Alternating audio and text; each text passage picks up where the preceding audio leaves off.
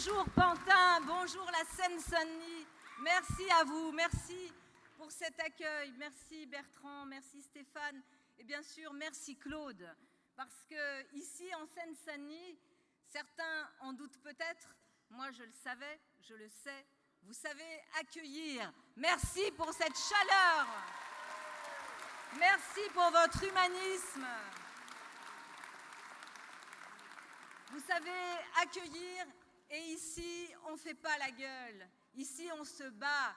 Ici, on est debout. Ici, en Seine-Saint-Denis, vous le savez, même si la vie est dure, on prend les choses à bras-le-corps et on se bat pour qu'il y ait de l'emploi, ce que vous faites, les élus de la Seine-Saint-Denis. On se bat pour que les conditions de vie soient meilleures et on se bat surtout pour pouvoir vivre ensemble, d'où que nous venions. Nous sommes tous des enfants de la République, tu l'as très bien dit tout à l'heure. C'est ça, ce que la Seine-Saint-Denis prouve au jour le jour à celles et ceux qui continuent à nous dire que la Seine-Saint-Denis ne serait pas un modèle. Je leur dis, venez ici, c'est quand même vachement plus sympa d'avoir des gens qui croient aux autres, qui croient dans la jeunesse, qui croient dans la diversité, plutôt que ceux qui essayent d'ériger des barrières partout pour empêcher cette région magnifique de donner ce qu'elle a de meilleur, c'est-à-dire la force et la diversité de ses habitants. Je veux vous le dire, la Seine-Saint-Denis, vue de Paris, c'est aussi un exemple à suivre. Et ce ne sont pas des mots, de tribune. Il y a maintenant longtemps, en 2001, quand nous avons gagné avec Bertrand Delanoë, quand nous avons gagné à Paris, qu'enfin on a pu tourner la page d'une droite qui s'était approprié la ville, qui ne croyait pas en ses habitants, eh bien, nous nous sommes inspirés de ce qui se faisait ici, sur les questions de logement, sur les questions de transport, sur les questions de culture. Oui, la Seine-Saint-Denis inspire Paris sur les questions de culture.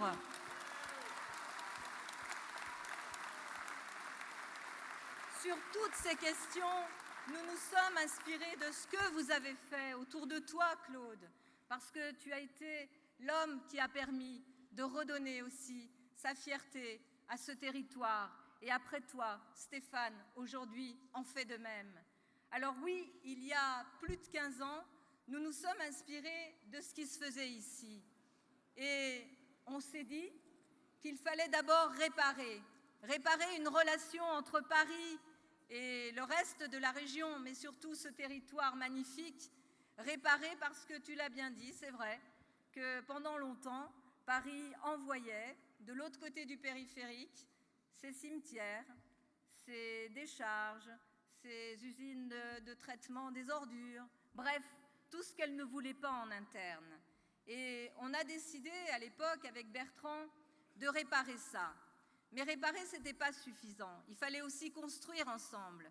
Construire ensemble, et la région était là. Et je veux vraiment remercier chaleureusement, d'abord parce qu'il fait chaud, mais aussi parce qu'il le mérite, Jean-Paul Huchon.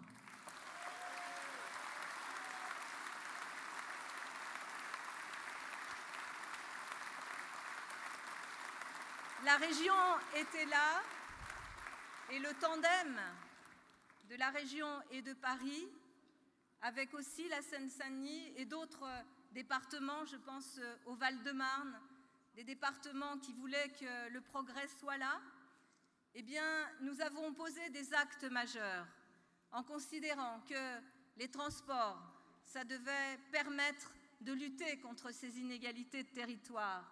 Parce que si on n'est pas relié, si on n'est pas connecté, il ne peut pas y avoir de travail, il ne peut pas y avoir de sortie, il ne peut pas y avoir d'avenir, de perspective. Les transports, et tu le dis souvent, mon cher Claude, tout commence par les transports. Et puis, il y a eu tout ce travail qu'on a fait ensemble, sur lequel, cher Jean-Paul, la région a pu accompagner des villes qui voulaient s'engager sur le logement. À Paris, vous le savez, la question qui nous était posée, c'était le logement social. On était à 11% de logement social. Aujourd'hui, on a dépassé les 20% de la loi SRU. Et on continue, parce que c'est pas fini. C'est pas fini. Il faut aller aux 25% et aux 30% à horizon de 2030. Chacune et chacun doit prendre sa part. Et vous savez, ça n'a pas été facile. Les amis de la liste de droite, ceux qui sont d'ailleurs sur la liste de droite pour les régionales, je les connais bien. Beaucoup d'entre eux sont des maires d'arrondissement de Paris pour la liste parisienne. Et ce sont eux qui, lorsque nous portons encore aujourd'hui des projets pour faire du logement social dans l'ouest parisien, là où il en manque tant, ce sont eux qui viennent dans les réunions publiques nous empêcher de parler, nous empêcher de porter ces projets, qui essayent de les attaquer coûte que coûte. On y arrive quand même parce qu'on ne lâche rien. Pour ceux qui ne l'auraient pas compris, on ne lâche rien. Surtout sur nos valeurs, surtout sur nos convictions. Et donc, ce sont eux, les amis de Mme Pécresse, qui viennent nous empêcher de faire du logement social dans le 16e, dans le 15e, dans le 7e, dans le 8e. Ce sont eux qui nous disent, avec des mots horribles, qu'ils ne veulent pas de la mixité, qu'ils n'y croient pas, parce qu'eux, ils croient à autre chose, l'entre-soi. Rester entre soi, se fermer au monde, se fermer à la société, c'est ça leur projet, c'est ça qu'ils portent, et c'est ça que nous devons combattre, parce que nous savons que sans les autres, nous ne sommes rien, que nous devons tirer vraiment le meilleur de cette richesse qui est la nôtre, cette société diverse. Et je le dis ici à Pantin, moi qui suis née en Andalousie, et tout à l'heure il me disait, mais t'es un peu aussi arabe. Les Andalous, ils étaient juifs, arabes et chrétiens, donc j'ai la chance de porter sans doute en moi cette vieille histoire. Mais c'est vrai qu'ici, à Pantin, dans ce coin qu'on appelait la Petite Espagne, et qu'on appelle toujours la Petite Espagne depuis l'Espagne, je dis ces mots avec une certaine émotion, parce que je sais que beaucoup de ceux qui, comme moi, comme mes parents, sont venus chercher un avenir meilleur, ont tout risqué, parce qu'il faut beaucoup de courage pour partir de chez soi. Il faut beaucoup de courage pour prendre son baluchon et aller chercher une vie meilleure. Aller chercher une vie meilleure pour ses enfants. Se projeter, non pas pour créer des problèmes, mais des solutions. Ce sont ces mots qu'on entend encore aujourd'hui lorsque nous rencontrons les réfugiés qu'on accueille ici en Île-de-France, dans nos villes, parce que nous n'avons pas posé de problème, pas posé de conditions. Ce sont ces mots que j'entends lorsque je rencontre des familles irakiennes ou des familles syriennes qui nous disent « Vous savez, nous ne créerons pas de problème, nous sommes des solutions. » Oui, ils sont des solutions, nous le savons très bien, ici, en Seine-Saint-Denis et aussi à Paris, que c'est ça le message principal que porte Claude Barthelone. C'est là notre combat principal pour cette Île-de-France humaine. Et en face, vous savez ce qu'ils font? Le maire du 15e arrondissement, chef de file des Républicains, c'est vite dit, à Paris, qu'est-ce qu'ils font? Ils refusent que 50 familles viennent dans le 15e comme si ça allait déstabiliser Paris. Je vous le dis, nous ne pouvons pas accepter ça. Nous devons tout faire pour que Claude soit élu et soit le président de cette région à dimension humaine.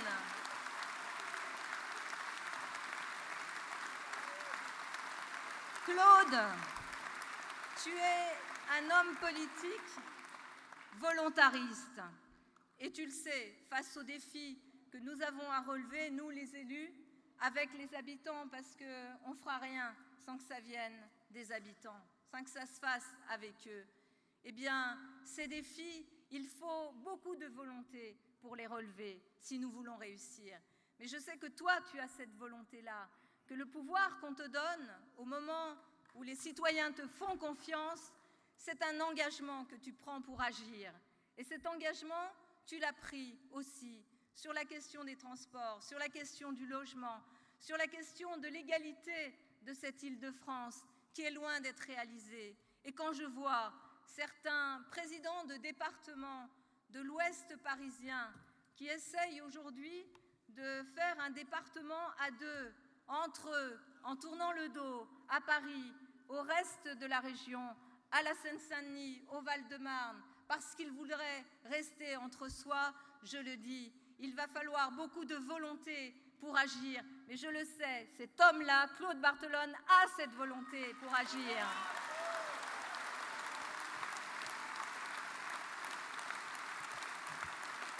Et puis, cette volonté, il nous la faudra aussi sur un sujet important, parce que ce sujet-là, il tue aujourd'hui.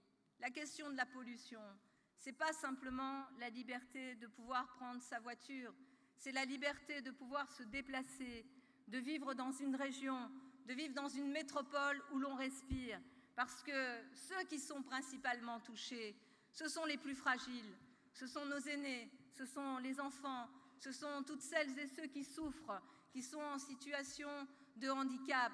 C'est pour eux qu'il faut le faire aussi, qu'il faut agir, qu'il faut savoir changer aussi nos modes de vie, qu'il faut savoir s'ouvrir à un respect plus grand de la planète et du territoire qui nous accueille. Respecter ce territoire qui nous accueille, c'est respecter les femmes et les hommes qui y vivent.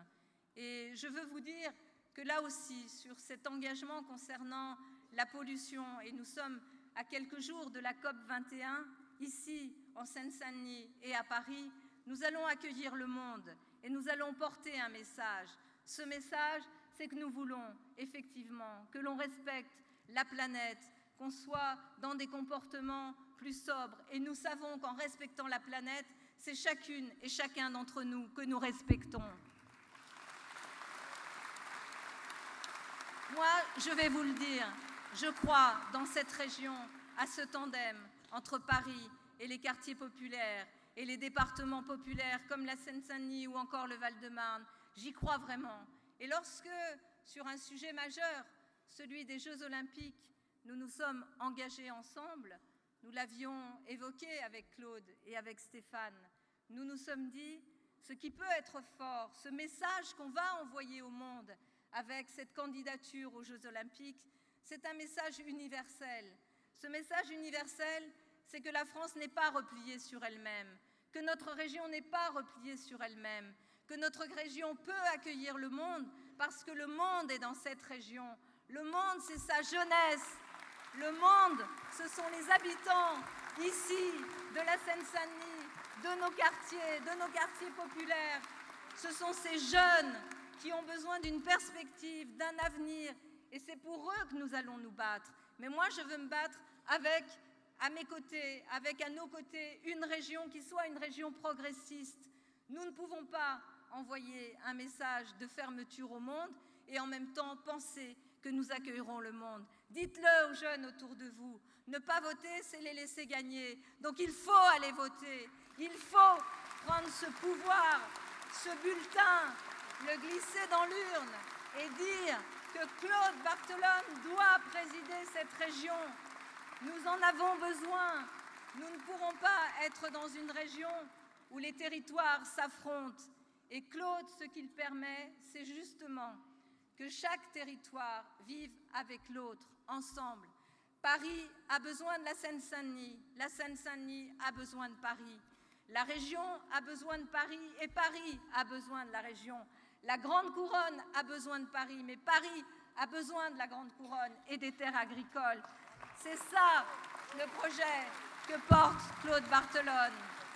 C'est pour ça, je vous le dis, mes chers amis, c'est pour ça que Claude doit être notre président.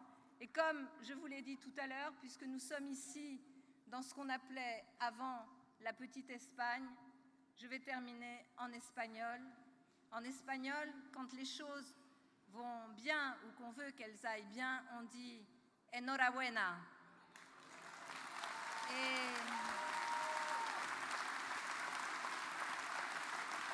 en espagnol, quand on veut gagner, et tout à l'heure, tu as terminé par ça, Bertrand, tu as dit jusqu'à la victoire. En espagnol, on dit hasta la victoria, siempre.